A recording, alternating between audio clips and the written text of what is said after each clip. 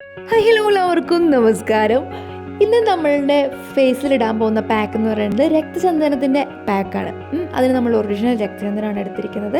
അത് നമ്മളുടെ മുഖത്തുണ്ടാകുന്ന കുത്തുകളും പാടുകളും കറുത്ത പാടുകളൊക്കെ ഉണ്ടാവില്ല, മുഖക്കുരു വന്ന് പൊട്ടിയ പാടുകളൊക്കെ മാറാനും സ്ഥിരമായിട്ട് ഉപയോഗിച്ച് കഴിഞ്ഞിട്ടുണ്ടെങ്കിൽ മുഖം നിറം വയ്ക്കാനൊക്കെ ഉപയോഗിക്കുന്ന ഒരു അടിപൊളി ഐറ്റമാണ് രക്തചന്ദനം.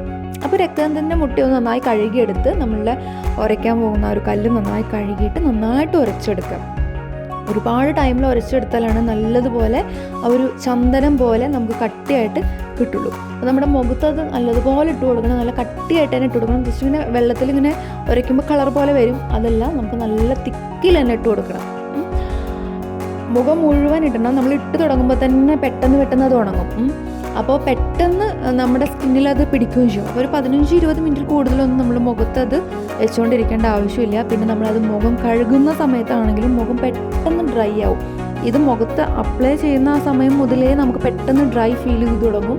ഒരു 15 മിനിറ്റ് ഒക്കെ കഴിഞ്ഞ് കഴിഞ്ഞാൽ പച്ചവെള്ളത്തിൽ മുഖം കഴുകുന്ന സമയത്ത് വേണമെങ്കിൽ കുറച്ച് പച്ച വെളിച്ചെണ്ണ നമ്മുടെ കയ്യിലെടുത്തിട്ട് മുഖം മസാജ് ചെയ്തിട്ട് കഴുകാം. ഒരിക്കലും സോപ്പോ ഫേസ് വാഷോ ഒന്നും ഉപയോഗിച്ചിട്ട് മുഖം കഴുകാതിരിക്കുക രക്തചന്ദനം ഉപയോഗിക്കുമ്പോൾ. കാരണം ഓൾറെഡി നമ്മുടെ ഫേസ് ഡ്രൈ ആയിട്ടാണ് ഇരിക്കുന്നത്, അതിൻ്റെ കൂടുതൽ ഡ്രൈ ആക്കാതിരിക്കുക.